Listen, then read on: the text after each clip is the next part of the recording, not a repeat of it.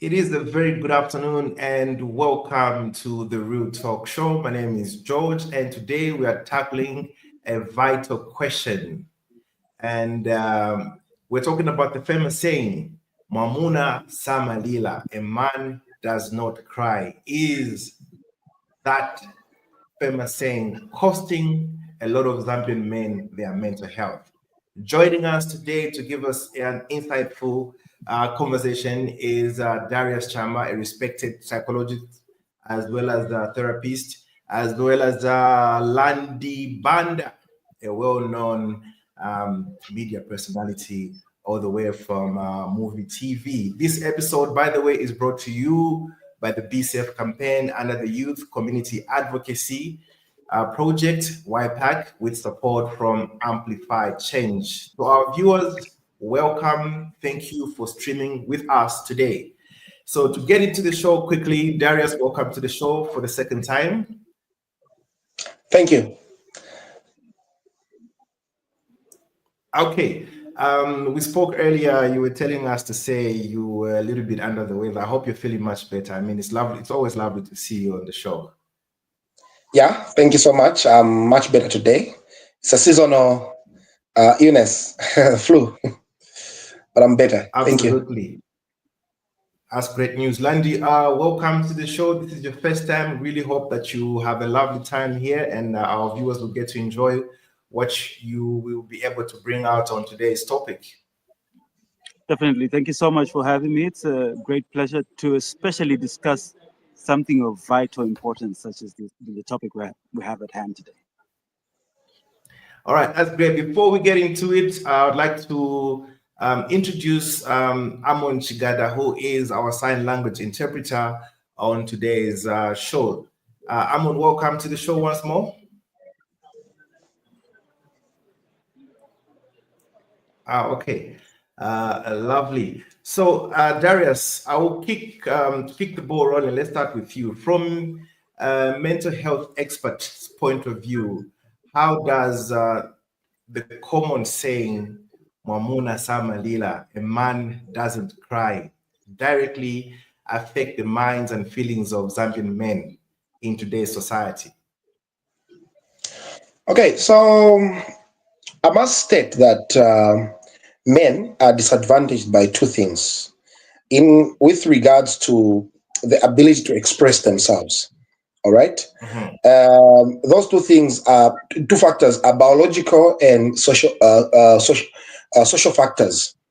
So on the biological side, a woman uses females use both halves of the brain to process emotions, but males use half of the brain to process emotions. This is the reason why you find that at a funeral, it's very rare to find male children of the bereaved, or males who are related to the person who's died, crying. And if they do, probably just shedding a tear and maybe just for a few minutes. Whereas the women will be there, crying and loudly so.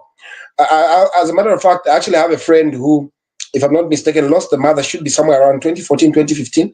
But they only mourned the mother, should be somewhere at 2022. You can imagine how long it took. So biologically, men take long to process emotions.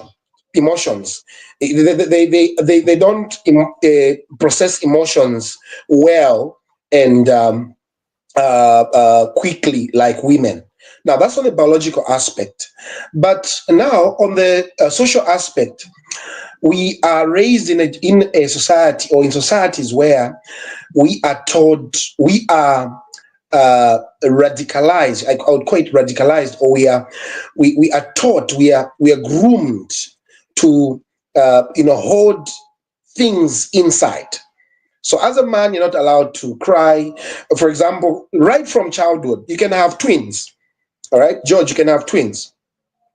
One is a female, one is a male, and both of them injure themselves. Maybe they fall to the ground. And probably the male twin is even more injured than the female twin.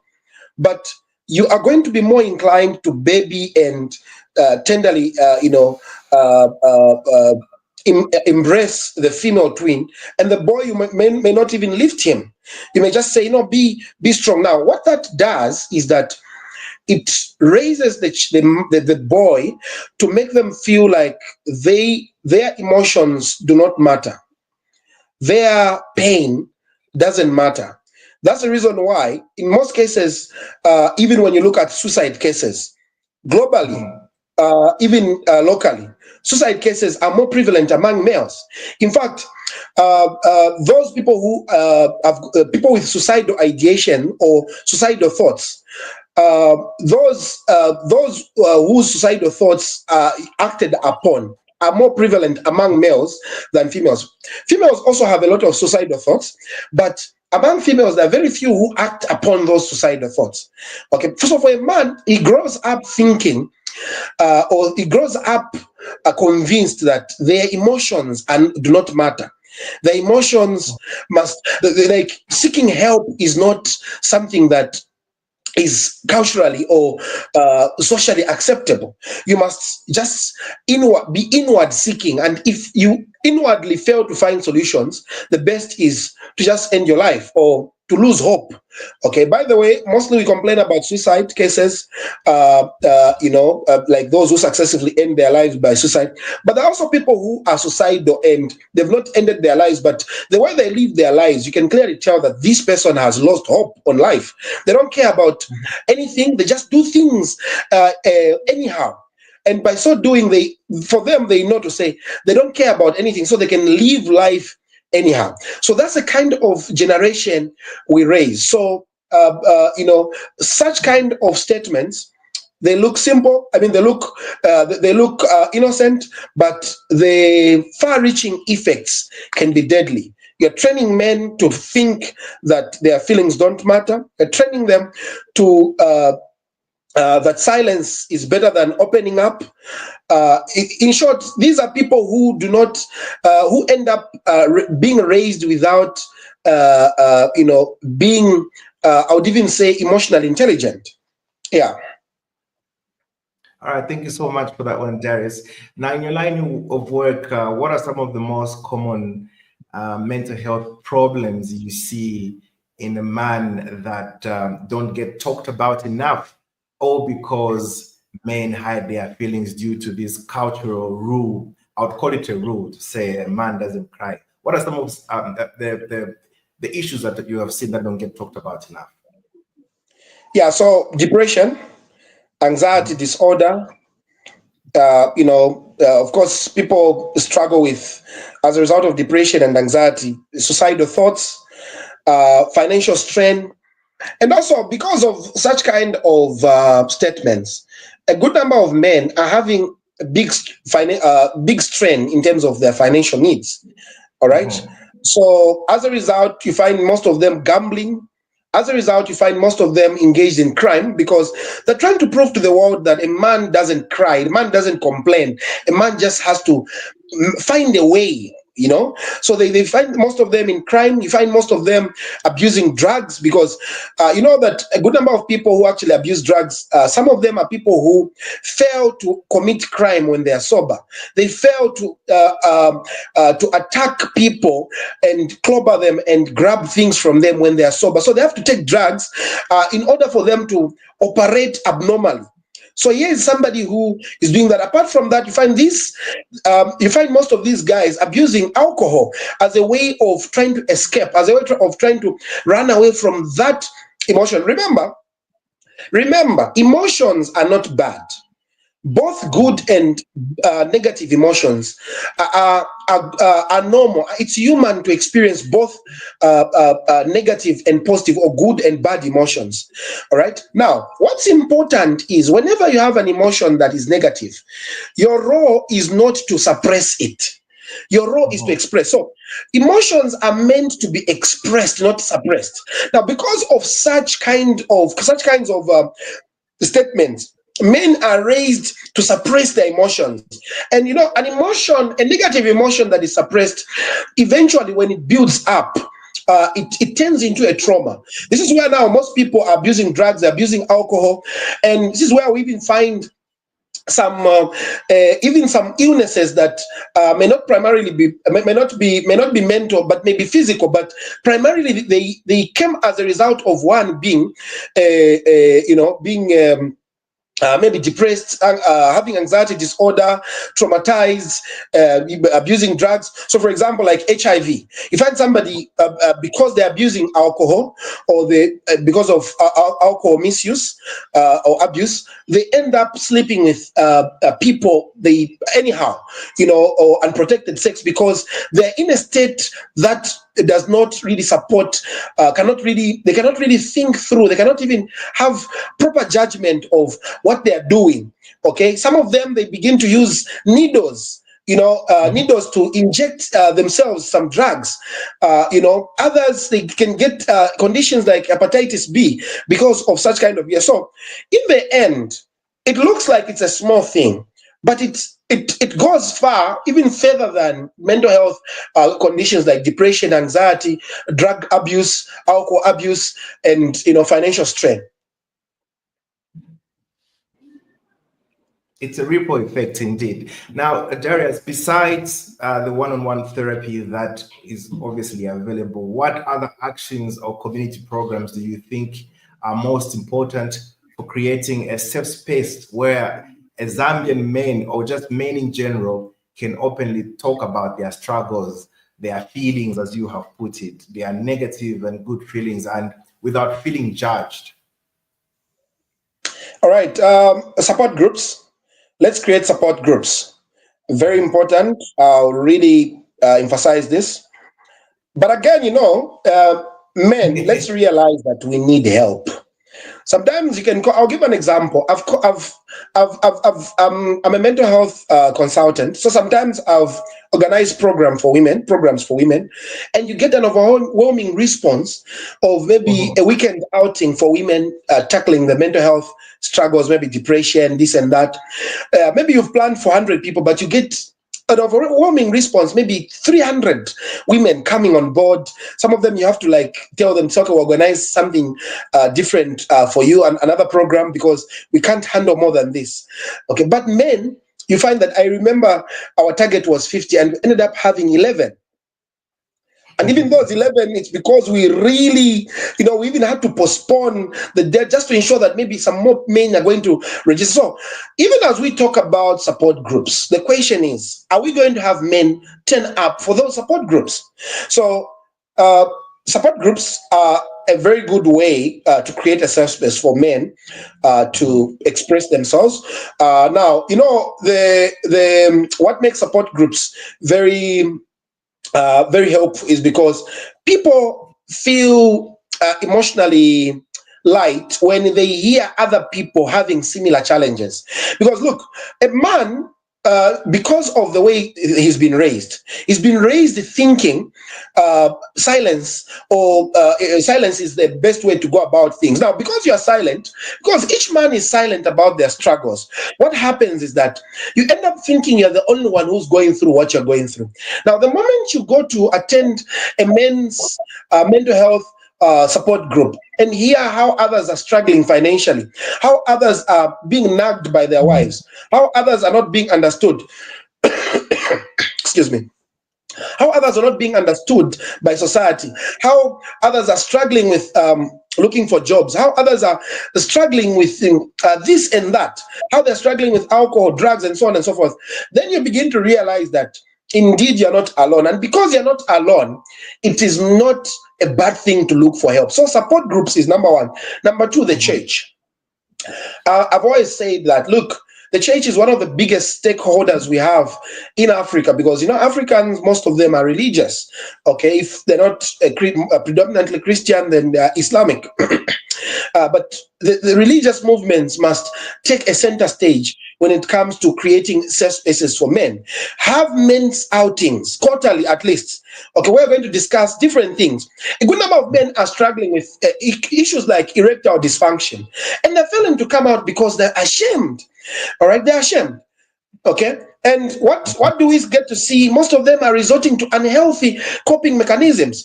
Okay, enlarging their manhoods, or taking some things that they they are taught that this will make you go for 3 hours, in an intercourse session.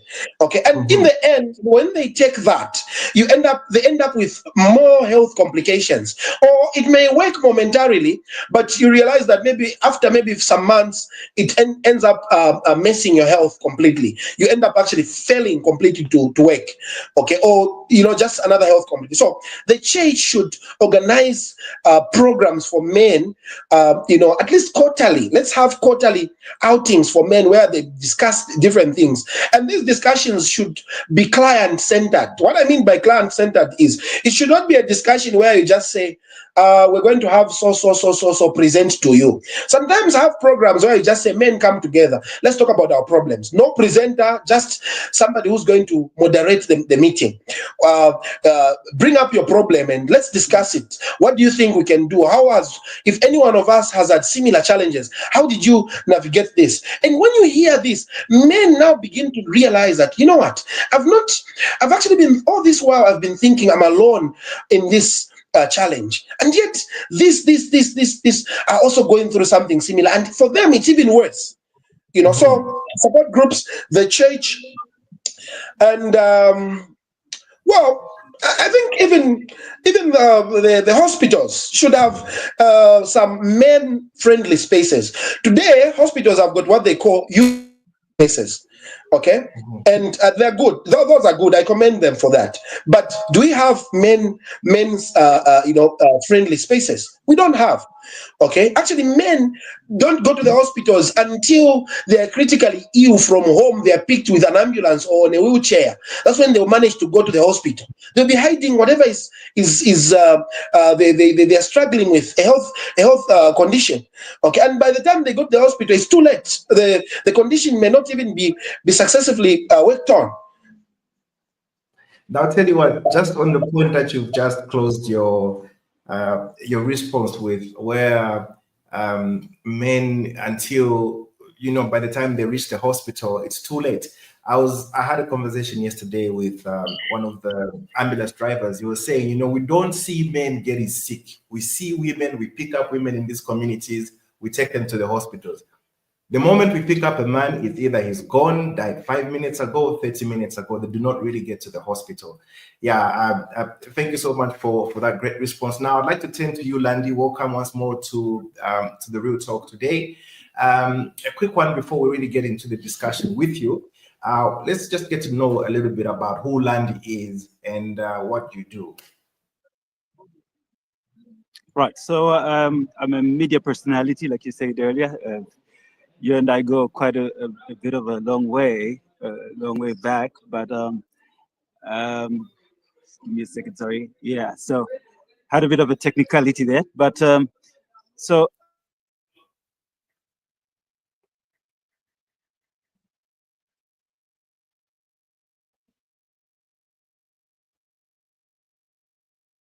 I'm and that's pretty much about it, really, where I'm concerned. Yeah, professionally. Well, we're so glad you could join us today on the show. Now, as a media personality, how do you see the Mwamuna Lila idea being shared or changed within the Zambian media space? What role do you think the media plays in either keeping this culture going or helping break it down? Right. The media plays a very integral role. As you would know, we, the media, are the custodians of information. And so we're really in charge of making sure that the right information reaches the people out there. In as far as our space goes within Zambia, there's been a shift over the decades in as far as mental health related information is concerned. You would know that for a very long time, it was nearly a taboo thing to have to, discuss mental health. In fact, it's also very quite saddening to note that we still do not have an adequate translation of the word mental health or the phrase mental health within our local languages. We still, are dealing with an archaic idea that when someone is faced with a mental health challenge, then they are loony or they are crazy or they are mad, Mhm. you know, and that's the translation that we go with within our local language. But so far now, as of the past, say, 5 years, there's been a bit of a shift, and we're getting to understand better what really mental health is all about, and that a mental health challenge can affect literally anyone, but it affects us differently, of course. So we as the media have been able to bring out that information. I feel there's still a lot more work that needs to be done where this is concerned, but hopefully with platforms such as this one, it gives us an opportunity then to bring out the information that is needed for society to be able to thrive. Now, Landry, have you personally seen or felt the effects of Mwamuna Sama Lila on yourself or on men in your work? And how has this changed your views on what it means to be a man in Zambia today? Or basically, what it means to be a man, really? What does it mean to be a man? Maybe that's my question. Mm, Kusali na mm, kumkana Mwamuna or mm. Not at all. yes. You know, and it's great that you asked this question because I personally happen to know the root of the song that Ebo Chungu wrote. He and I don't know whether he's shared this before, but he and I had a mutual friend who was quite masculine when you looked at him, Mhm. but he was also uh, quite an emotional kind of guy. You know, very soft at heart, very great guy. So, I think just in a nutshell, when he took his life, Abel Chungu was motivated to do that particular song that we get to hear today, and we get to at least get a perception of what it is like to be a man, especially within our society. I personally have felt, you know, the need to want to take my own life or desire to take my own life, as it were, during the time that I underwent some depression. Um, I won't get so much into the details of what led to that happening, but the aftermath is really what I want to discuss here. That, you know, depression occurs in different ways for several people, and for me, I started to isolate myself. Now, during the course of that happening, I didn't realize that I was depressed. People around me, a few of them, noticed. My behavior, of course, changed. I started taking more to the bottle. I was taking alcohol and abusing it.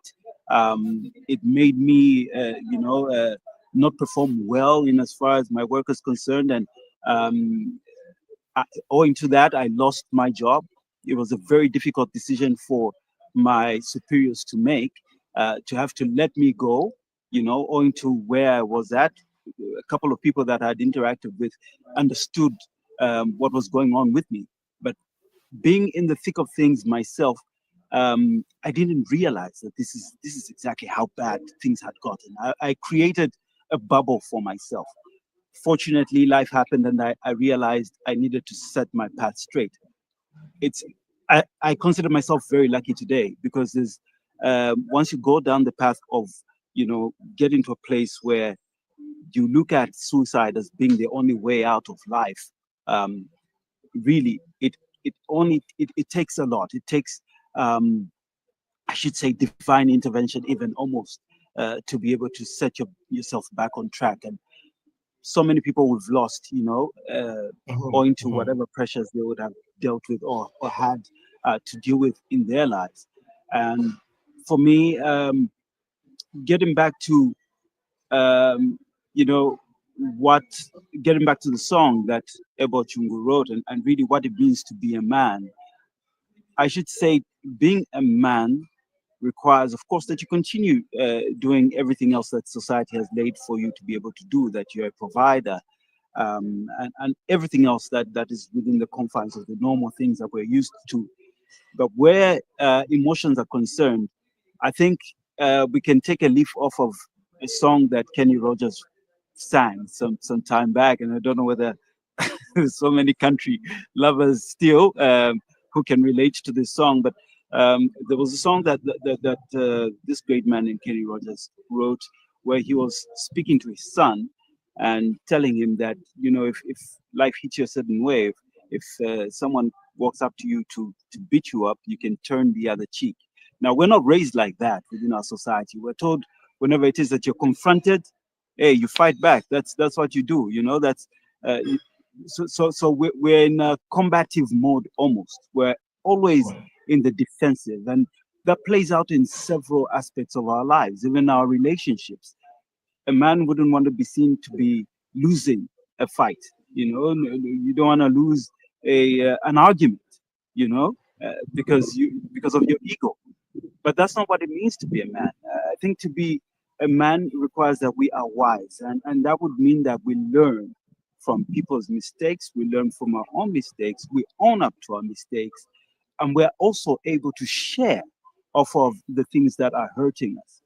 Because really, therein lies the key in as far as healing goes. We have to be able to share our deep sense of emotion of whatever it is that we're battling with. So we need to, as much as possible, encourage men to get out there and speak more about their problems. It becomes a bit difficult, owing to the fact that certain people that you would share with wouldn't receive the information the way that you would hope that they would receive it. Others would condemn you for whatever reason, for whatever it is that you're going through. But really, allow me to borrow a Bemba proverb which says, "Ich kadipa chumfomwin." So you would have to place yourself really in the shoes of, and walk in those shoes of the person that's bringing this information out to you, to be able to give out the right advice. Otherwise, you might break the person. You might cause injury, more injury to them than the healing process that needs to come through. Nalandi, for the benefit of maybe somebody that might be going through something that you just narrated to us, to touch the story of what you went through, for the benefit of that, you were in that place. How did you get out of that place? Who was there to help? What were the steps that you took to receive help and accept help and actually be where you are right now? Maybe for the benefit of the person who could be in that space that you were in. Right. How did you make it through? So very fortunate for me, and really this is not what a lot of people go through. I had a team of friends around me. I still have them around me, friends who've become family. They're now my brothers, that aided me in a sense. They spoke into my life. They made me see that there's something off about you, Landy. These actions that you're portraying are not really who you are, who the person that we know. This is stemming from somewhere. So please kindly deal with this. And for a time, I wasn't seeing much of what they were talking about.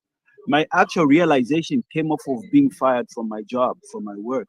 And it put me in a seat where I took a back, I took a back seat and looked at my life display in front of me, and wondered to myself whether I would really love to still be on this path of destruction, because it was self-destruction.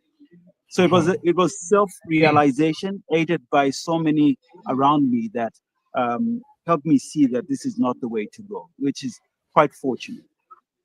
I haven't as yet come across anyone with an experience such as mine, where they themselves get to realize, 3/4 of the time, it's people that speak to you.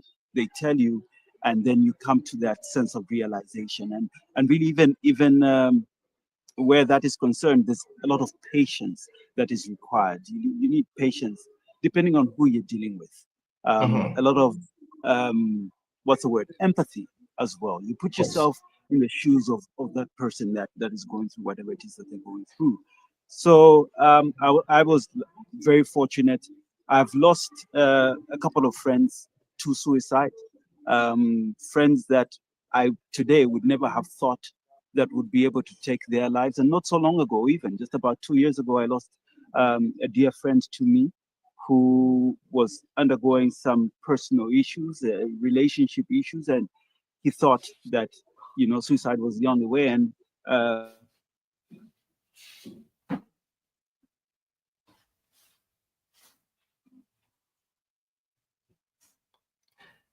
Okay. I think Landis should be having a bit of Sad thing is, this guy just penned a note for us on social media. It was very, yeah.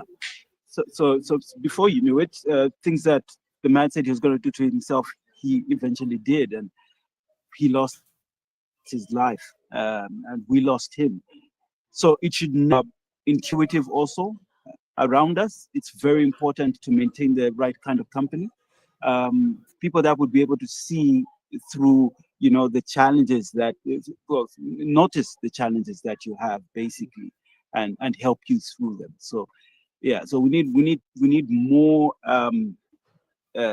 synergy, just like Darius earlier alluded to, that we need as men to come together more to speak about the issues that we're battling.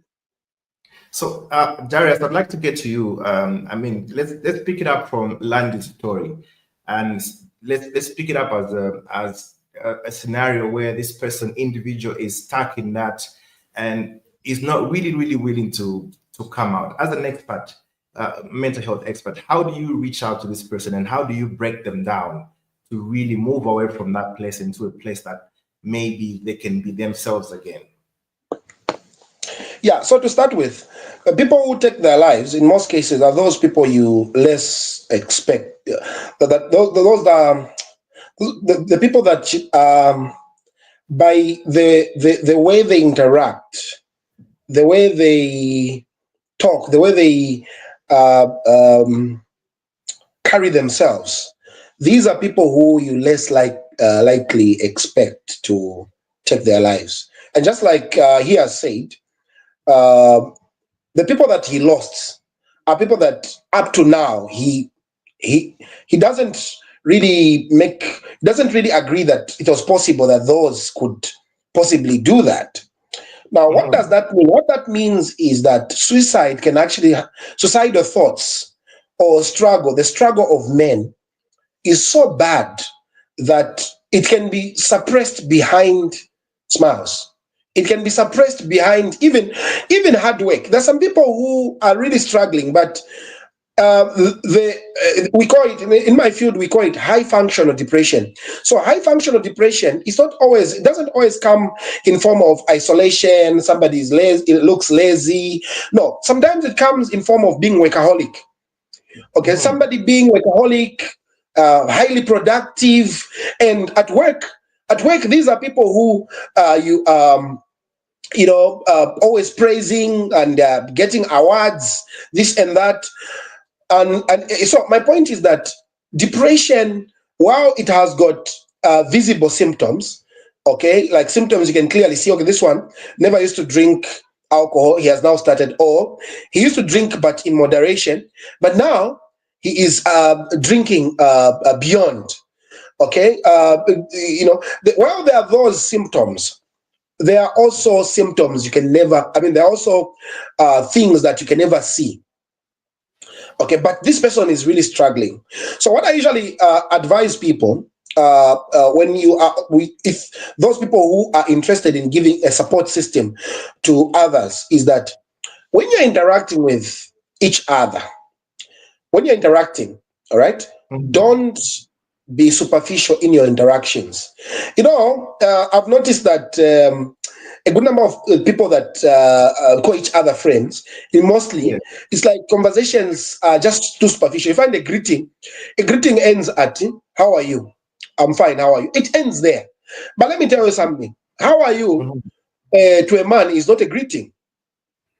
To a man, it is just a polite way of, before I talk about what I want to say, let me say this. It's like starting a letter. You know, the way we were raised. We were raised knowing that starting a letter, it has to start with dear.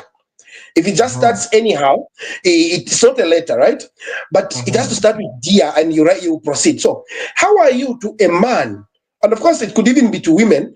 But since we're discussing men now, let me concentrate on men. How are you to a man is not a greeting. It is just a welcome note or an opening remark. Okay, when they say I'm fine, it's not because they are fine, it's because they are raised. Remember when we were young, we were taught that when somebody says, if you are Bemba, your parents will say, umuntu nga kuposhati ulishani, kwasukati, ndi bwino. If you anyanja muntu akaposha ati uli bwanji ni kuyanga ati bwino. If you atonga uchita muntu wakwaya kuti gwamba oga mwamba uwila ati kaboto.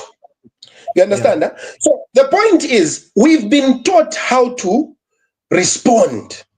Okay, if you are lozi muchwani, hande muchwani. Okay, Niketi. So these responses of how are you, they're just taught to us. It's a language that has been taught to us. But if you really are interested in somebody's well-being, you must go beyond how are you. You must now begin to take what we call mental health temperature. Okay, mental health vitals. Okay, you're fine. Okay, how long? On a scale of 1 to 10, how fine are you? Okay, now at that point, somebody now begins to understand that you are interested in their well-being. Somebody who wants to know how well you are deeply now begins to think, okay, now at this point, I don't need a rehearsed answer. Okay, I now need to be honest. So somebody will be like, at that point, of course, they're not yet confident to open up more. But if you say on a scale of 1 to 10, how 1 being the least and 10 being the best, how fine are you? Somebody now knows to say, okay, here I'm just giving a number. I'm not revealing what exactly. And then if somebody says anything below 10, just know that there is need for you to probe further, and there is need for you to get interested in their well-being. So, for example, if somebody tells you 9 or 8, okay, so okay, interesting. Okay, so do you mind sharing where the other one, where the remaining one is, since it's 9? What's the missing one there? Okay, I know, it's just business. Now they begin to open up bit by bit. So, in helping dig out how well somebody is, it's important to show some curiosity. All right, curiosity that is not so much about just being curious and it ends there, but the curiosity that shows that this person is interested in my well-being. All right, yeah, and that's it. Then on top of that, let's just keep in touch with these our friends. Let's keep in touch. Our conversations, like I said, should be legit conversations. There are people who will talk about things that they don't have, but they'll claim they have, things that they have not done, but they'll claim they've done or they're doing, all because they need to put up a facade out there. They need to put up a facade that I'm this, I'm George, I'm an entrepreneur, I'm doing this and that, and lately I've had my clients, George wants to keep up that facade to Darius and the colleagues so that they see that, oh, our friend is a thriving entrepreneur. And before we know it, would have heard that George has, God forbid, has taken his life. What was the problem? He accrued a huge debt. Okay, a huge debt in trying to put up a face that he was really doing fine when actually he was highly indebted. Absolutely. What a great way. If you just joined us, welcome to the Real Talk Show. My name is George. Our topic of discussion today is Mwamuna sama Lila. Is the silence costing Zambian men their mental health? Please send in your questions and comments in the comment sections. We're so happy that you could join us today. Once again, the topic is Mwamuna sama Lila. Is the silence costing Zambian men their mental health? Remember that this episode is brought to you by the Be Safe campaign under the Youth Community Advocacy Project, YCAP, with generous support from Amplified Change. Now, Darius, before I get to Landy, I have this question that I really need a response to, just for the sake of those who just joined us right now. Maybe quickly, how would you, let me put it this way, for men listening right now and feel the pressure of Mwamuna sama Lila, what are some of the simple first steps they can take right away to start breaking the habit of silence and look after their mental health? And for the wives, girlfriends, or family members of these Zambian men, what are some of the quiet signs that a man might be struggling with his mental health, even if he's not talking about it because of the Mwamuna sama Lila? And how can we help without making him feel bad? George, you've asked several questions. Let me know what I'm tackling. Okay, so I was saying, maybe to just sum it up, I was saying to a person who's listening right now, who just joined us in this show, how can they deal? I mean, right now, those who feel the pressure, that pressure of Mwamuna sama Lila, we know what it is. It's just not one item. It's what you've said. Trying to keep up with the Joneses, trying to make sure you align to your friends. Meanwhile, things are not good, right? Those who are feeling that pressure to break away from it, to say, muntu wangu, inakwambia ufuna kuenda ukapenda kuma club bantu huko. Me, I can't afford, and I don't want to be in debt. How do they break that? And then, just as a rider to that question, if I don't really confuse you, on the other side, to their partners, their wives, their girlfriends, their family members, what are the quiet signs that, okay, that man, George, as you put it, is struggling with his mental health, even though I haven't brought it up? What are the quiet signs? And how can I be helped in that instance without making me feel bad? I don't know if you got my question now. Okay, so maybe let me tackle number one. You remind me in case I forget number two. No problem. I would want to say that, first of all, the struggles that cause or usually make men go through, some serious emotional meltdown or whatever, or the mental health challenges, is one of the biggest challenge is the lack of where to take their frustration or where to take their complaints or who to open up to. Yes, you may have a problem of bills. You may have a problem of debt. You may have a problem that needs material, financial support, or even physical support. But because of what that challenge has done to you, it has made you reach a point of a breaking point. And a breaking point can either be suicide, like I said, either suicide, where you successfully end your life, you end your life by you end your life by suicide, or a breaking point can also be where you resort to abusing drugs, alcohol, or engaging in crime, because some people can engage in crime as a matter of frustrations or struggles they're going through in life. So before you can reach that breaking point, or when you've reached that point where you're now about to break, even if your problem is financial, even if your problem is physical, even if your problem needs material help, I want you to understand that first and foremost, the most important and urgent need at that point is you just need to find somebody you can open up to. Yes, I'll give an example. It may not make sense for somebody who is broke to see a therapist, because after all, I'm broke, and why should I even pay a therapist? I'm broke, I'm looking for money.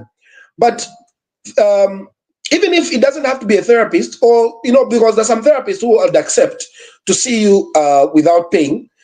Sometimes there are some who do that. I personally do that in some instances. But what I'm trying to say is that breaking point, for you to reach that point, it's because you're frustrated. It's because you've had no one to open up to. It's because no one has made you feel seen. It's because no one has validated your pain, your frustration. No one has made you feel understood.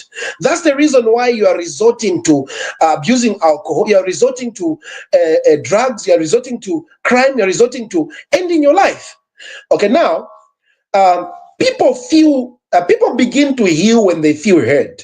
So before you can resort, because do not think the only thing that can get you out of your problem must be the very primary attached to your primary problem. Like, okay, I'm indebted, so I need money. No. Yes, you need money, but at that point, you first of all need a clear mind before you can have a heavy pocket. Okay, yes, your rentals are due maybe 2-3 months, but before you can really clear that debt, you need a clear mind. You need clarity of mind. You need emotionally to be stable, to be calm, and that's why I'm saying. anyone right now who's going through a rough patch, either you've already reached a breaking point, or you are about to, or you're heading towards that, it is very important that you find a safe space where you can talk about this. A safe space can be your pastor, if you're a Christian. For Muslims, I know you've got those, should be the imams. If you're not religious, find a safe space. Okay, right now hospitals, most level 1 hospitals, especially in Lusaka districts, they now have psychiatry departments where you can walk in to just go and talk about your issues. All right. And then also remember, I know some places may have people who are so-called counselors, but they're not professionally trained. When you go there, just go there and explain to them, to say, I've come here, I need somebody to talk to. Somebody who will just listen to me, somebody who will just give me their attention and listen, and then you can pour yourself out. If you are able, find a therapist. Okay, reach out to the Psychology Association of Zambia. It's very helpful. Psychology Association of Zambia, they can help you with psychologists on pro bono basis. They can help you with psychologists who you can pay if you're able to pay. Those who are not ashamed, who are not moved by the stigma, you can go to UTH psychiatry section. If you're in Livingston Central Hospital has got a psychiatry. Kabwe has a psychiatry section. Most of the general and central hospitals now, all of them actually, they have psychiatry section. Go there, ask for somebody you can talk to. What I'm trying to say is, people begin to heal when they have when they feel heard, when they feel seen, when they feel validated. So at this point, that's the most important thing that you need to look forward to. Then lastly, the issue of the wife. That one is quite tricky, but there are quite several things. For example, issues of erectile dysfunction. We're talking about erectile dysfunction. It's not always a physiological issue or a physical problem issue. Stress, depression, and anxiety can affect your performance in bed. All right. So you women, when you see your husband is doing 5 minutes or 10, do not rush to want to look for some concoctions for them or gossip them or whatever. That could be a serious symptom of stress or depression. Then most men withdraw. Actually, most people who are experiencing depression, anxiety, and chronic stress withdraw when they reach a breaking point. So when you see your husband is withdrawn, they're not so much interested in conversations.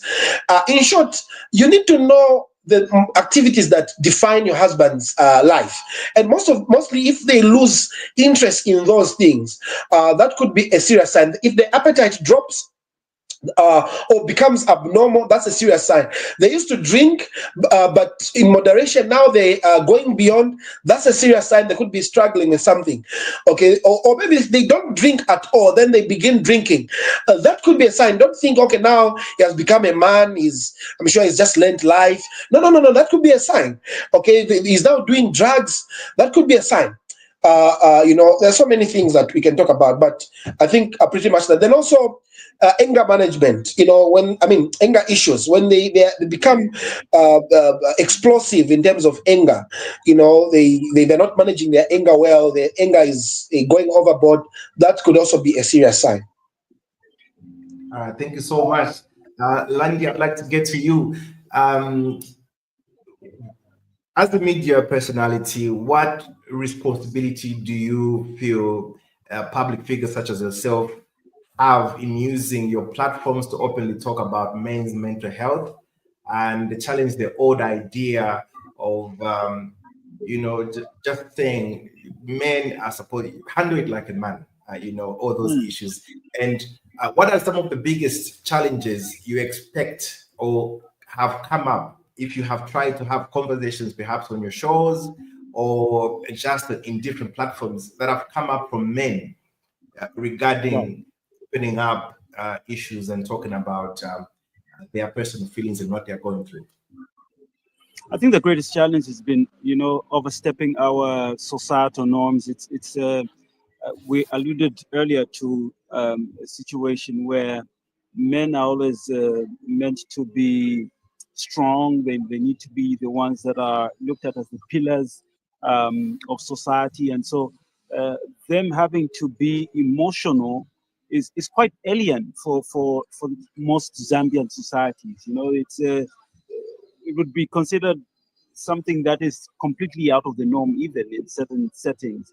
To have to see a man publicly cry, to have to see a man break down, it is something that is not so allowed. So that becomes the greatest challenge. And how we overstep that barrier is by sharing the fact that men are just as human as women are, and that they can also express themselves sometimes the way that our female folk do, especially when challenged with various life's pressures. When it comes to losing a loved one, for example, uh, is one that I think generally within our country we've seen um, that it is not allowed for men to express themselves, especially in public. And so allow me at this point to even quote a reference point where when it was announced that we had lost our sixth Republican president, we had one of our civic leaders, a leader of an opposition political party, break down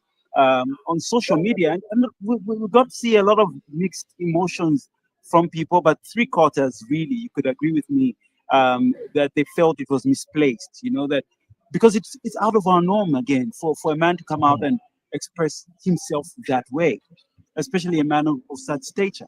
So Mhm. it's still one of the things that is a hindrance towards making progress in as far as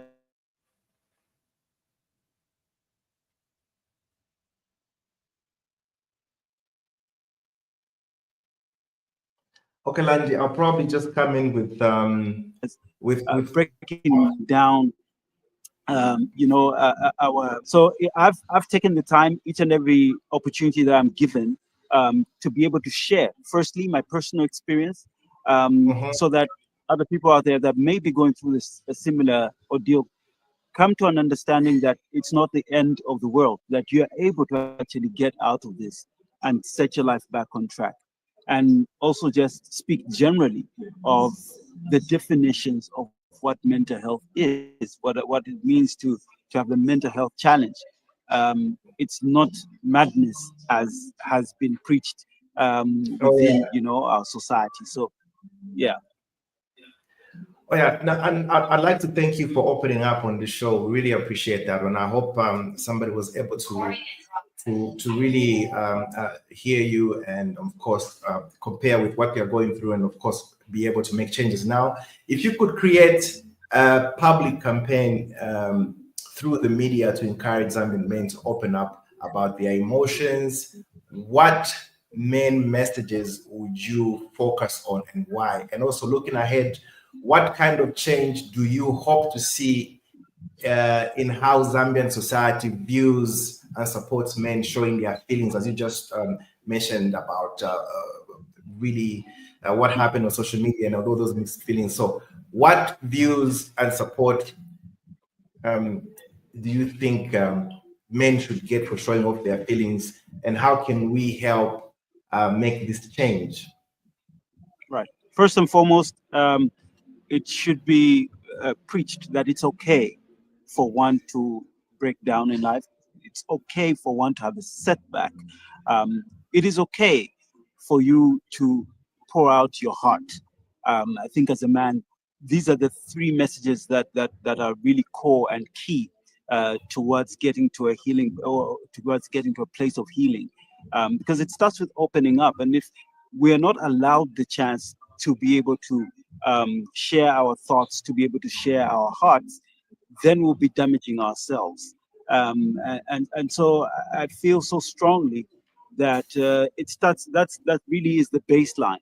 That men should be able to understand that life is not and really even for women, that life is not a straight line. That we have ups and downs in life. That's the way the graph goes, and that's just how it works. What matters for you as a person when you hit a setback is getting back on track.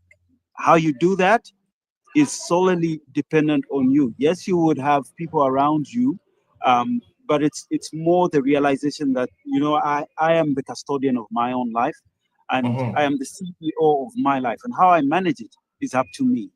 So that's what we need to get out there more to doing, to preach compassion, to preach, empathy as well. Let us be a kind of people that when we see people going down, that we do not laugh at them. You may not know what people are going through and what may have led to their situations. So it's important to also just find out further, interrogate, if you can, if someone is really close to you and you see them going down the wrong path, it would be very, very responsible for you to have to be able to want to find out keenly, and not so that you can spread a rumor, but so that you can help the situation. Oh yeah. So under 30 seconds, Landy, I'll start with you. Your closing remarks on today's topic. There you go. Shoot. Thanks a lot for being for allowing me the opportunity to be here to begin with. I have very few seconds left. I'm just going to say that for men out there that have mental health related issues, I think Darius has shared a great deal of knowledge and insight of various sources that we can use up to be able to help ourselves. It's important that we do that we get in touch with psychologists, but also maintain the right type of friends around you that will be able to help you out through your various situations. And let us also be open as much as we can. Okay, so over to you, Darius, under 30 seconds.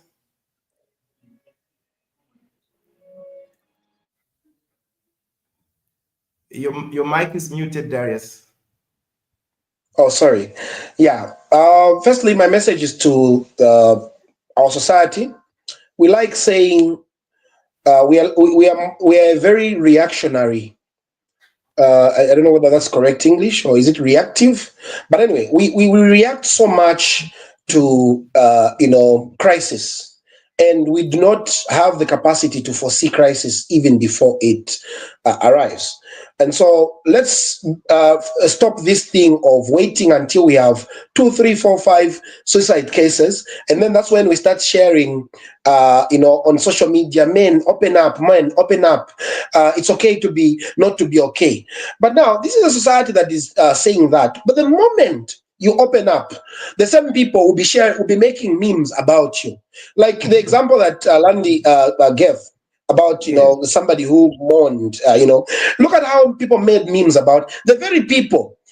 Actually, yesterday I was disappointed. There's a guy who calls himself a mental health activist. When I looked at his page, he was mocking somebody, for what she posted about her review from Chinaman, mocking her. And I'm looking at this, I'm like, now what kind of society is this? So let's be let's be supportive in reality, sincerely. Let's not just say, men open up, men do this, men do that.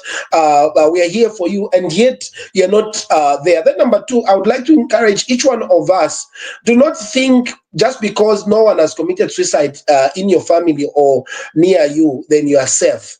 Each one of us, let's equip ourselves with basic skills of detecting and detecting challenges, mental health challenges or emotional health challenges, and basic skills on how we can help them. And then lastly, I would want to say to men that if you don't take care of your mental health, no one will. For me, one thing that has really helped me this far is at some point I realized that even the people that I valued the most failed me. And if they could fail me, I realized that there's only one thing remaining. If I don't do it myself, if I don't work on myself, if I don't find safe spaces for myself, then I would be gone. So I have done that, and I'm not saying I'm perfect, but I think it's really going on well for me currently. I don't care what Wood says, what this one does, but as long as it's really saving my mental health and my emotional health, I go for it. Thank you so much, Landy. Thank you so much, Darius. That's all for this important discussion on the Real Talk. A huge thanks to you, Darius Chama, as well as Landy Banda, for your valuable insights. Today's topic has been Mwamuna Salila. Oh, Mwamuna Samalila. Is the silence costing Zambian men their mental health? Remember, speaking up is strength. This episode was brought to you by the Be Safe campaign under the Youth Community Advocacy Project, YCAP, with generous support from Amplify Change. Join us next week at the same time. Have a great weekend. Bye-bye.